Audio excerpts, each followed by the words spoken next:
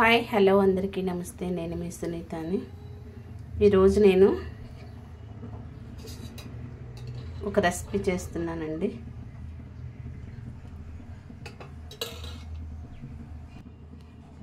దీనిలో ముఖ్యమైన ఇంగ్రీడియంట్ చింతతొక్కు పచ్చడి అండి. చింతతొక్కు పచ్చడి, పచ్చిమిర్చి, టమాటా, కొత్తిమీర కలిపి చేస్తున్నానండి. చాలా టేస్ట్ ఉంటుంది. ముందుగా మనం శుభ్రంగా కడిగి పెట్టుకున్న కళాయి పెట్టుకొని దానిలో కొంచెం ఆయిల్ వేసి పచ్చిమిర్చి అయితే ఫ్రై చేసుకున్నాము. పచ్చిమిర్చి అయితే ఫ్రై అవుతున్నాయి. ఇప్పుడు మనం కొంచెం కరివేపాకు వేసుకున్నాం.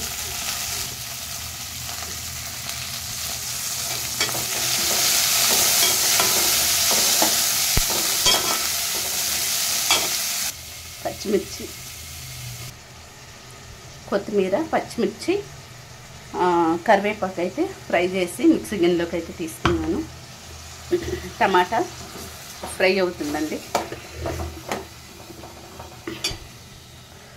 ఈలోపు మనం ఇది మిక్సీకి వేసుకుందాము.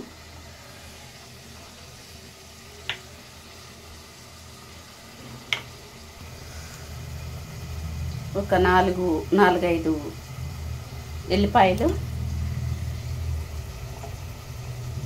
1 టీ స్పూను జీలకర్ర అండి.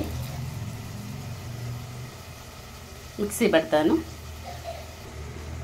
టేస్ట్కి తగినంత ఉప్పు.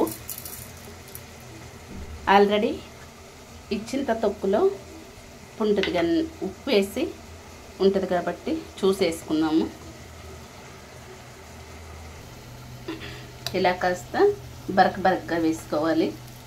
ఇప్పుడు దీనిలోకి చింతతొక్కు పచ్చడి అయితే వేసుకుంటున్నానండి. పచ్చి చింతకాయలతో ఊరబెట్టిన పచ్చడి.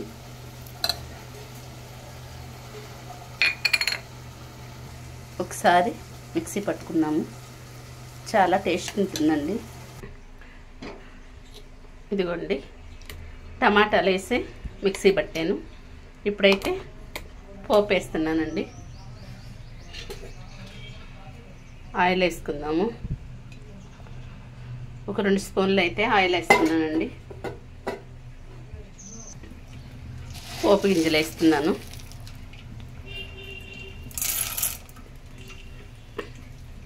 అలాగే ఎల్లిపాయ నల్లగొట్టేస్తున్నాను.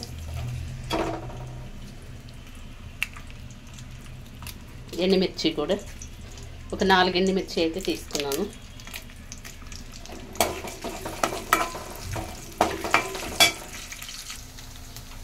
కరివేపాకు కూడా వేసుకున్నాము.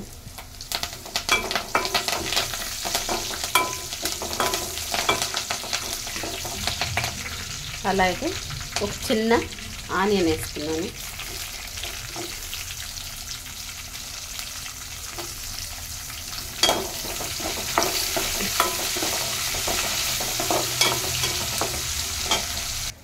ఈ పచ్చట్లోకి పచ్చి ఆనియన్స్ వేస్తున్నాను. టేస్ట్ బాగుంటుందండి.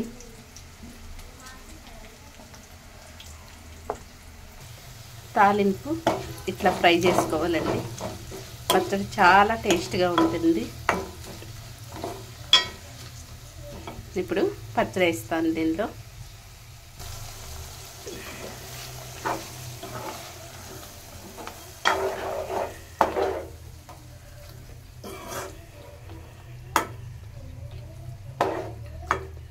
ఫైనల్గా పచ్చడి అయితే ఇలా ఉందండి.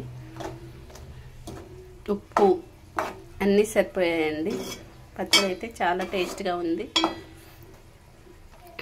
మీరు కూడా పచ్చడి ఇలాగే ట్రై చేయండి. కానీ పచ్చడిలో పచ్చి ఆనియన్స్ వేస్తేనే టేస్ట్గా ఉంటుందండి. అన్నంలో మనకి తినేటప్పుడు. ఓకే, మీకు నేను చేసిన రెసిపీ మీకు నచ్చినట్లయితే లైక్ చేయండి, షేర్ చేయండి, సబ్స్క్రైబ్ అయితే చేసుకోండి. ఓకే, థ్యాంక్ యూ అండి.